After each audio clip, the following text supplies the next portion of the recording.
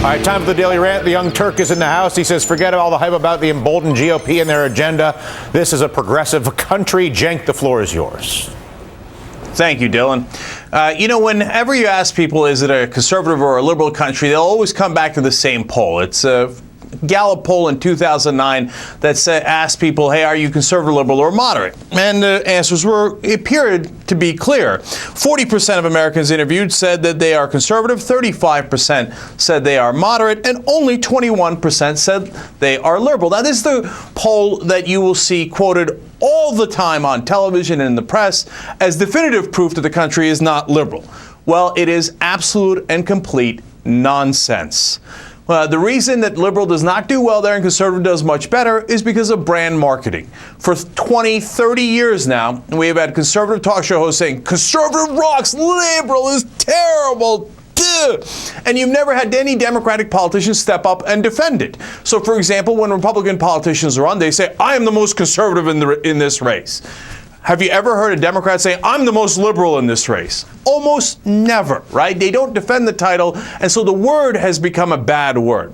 But when you look at the actual voting and when you look at the actual issues, the country is actually overwhelmingly liberal. Now, let me make my case. First, when you look at people who are saying that they are Democrats or Republicans, well, all of a sudden, it flips immediately.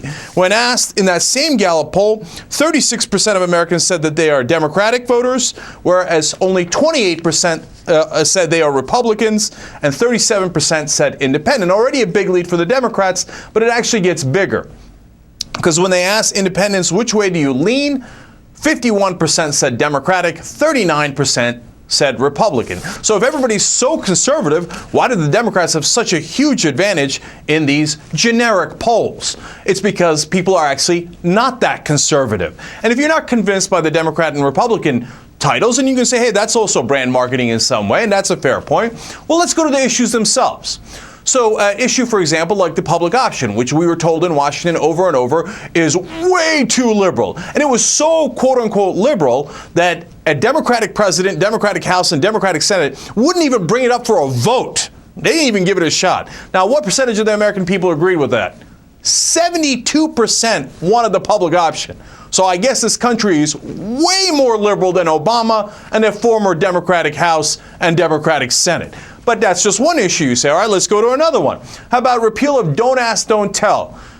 Again, the Republicans fought it tooth and nail. The conservatives were dead set against it. 78% of the country wanted that to be repealed. How liberal is this country when you go issue by issue?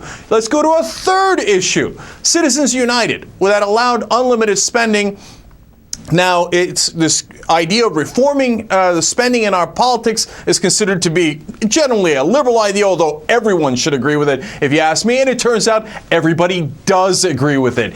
80% of the country hated the Citizens United ruling. They didn't want it, and what they want is reform in campaign financing because they know that our politicians are bought. Now, if you're still not convinced, let's go to how to balance the budget. Because the people in Washington tell us, hey, you know what? Oh, no, you don't understand, Cenk. What we got to do is we got to cut Social Security and Medicare, and that's the way to do it. And we got to give tax cuts to the rich. They just gave a $407 billion tax cut to the top 2%. They just did that, right? When you ask the American people, how do you want to balance the budget? An overwhelming 61% said raise taxes on the rich. The second biggest category, cut defense spending. That's 20%. How about Medicare and Social Security? Hell no. Cutting Medicare got only 4%. Cutting Social Security got only 3%.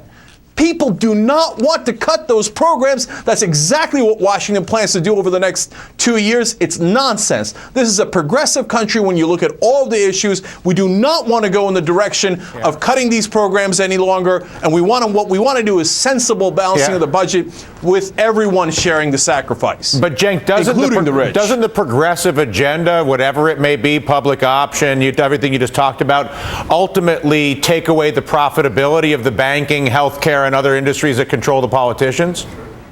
Exactly. This isn't even a conservative or liberal issue in that sense. Dylan, you're right. It's money versus non-money. It's money versus people. And unfortunately, money has completely bought the Republican Party. They are a wholly owned subsidiary. The last segment you did shows that exactly. Now, the Democrats aren't that much better. They're a little better.